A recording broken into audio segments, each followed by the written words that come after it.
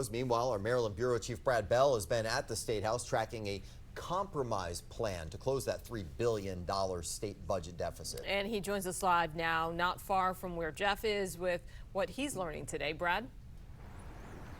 Yeah, look, that rally may happen out here. It may be organized by the Freedom Caucus Republicans in the legislature, but it's likely not to have much impact at all on the budget negotiations, which are now ongoing. Look, the deficit exists, so you can either cut, raise taxes, or do a little bit of both. Well, the legislature, they don't like to cut. After all, they passed all the laws that mandate the spending.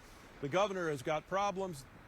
The end result is very likely going to be we are going to see higher taxes.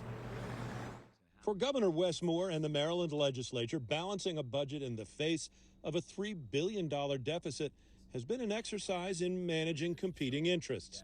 The governor trying to get the legislature to agree to cuts in the education funding plan known as the blueprint. We've got to be able to control our spending.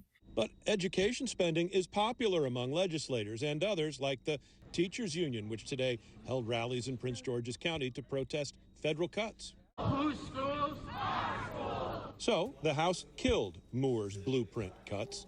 The governor proposes changes to the income tax code aimed at collecting more from higher income Marylanders. Republicans hate that. I'm a hard no. We are already taxing folks to leave this state.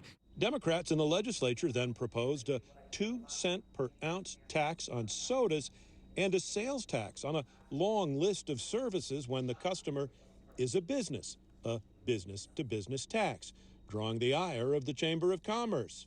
The impact is we are already the 46th worst state in the country for business tax climate. Moore saying no to those proposals. I was very clear in the final budget about the things that I wanted to see, but also saying things like broad B2B sales taxes and things like the sugar tax and the soda tax that will not be in the final budget because I will not sign anything that has it in there. So now the back and forth has moved behind closed doors, and a compromise seems likely. According to sources, the legislature will agree to more cuts, and Moore will agree to more taxes. Yeah, and they have also agreed that today they're not going to talk about it. We expect that their compromise will be revealed tomorrow. However, a Republican in the State House, a senator, did leak what he had heard. He said that there will be some of these business-to-business taxes, but it'll be more narrowly focused, and instead of a huge range of services, primarily on things like IT and data, and it could be as much as 3%.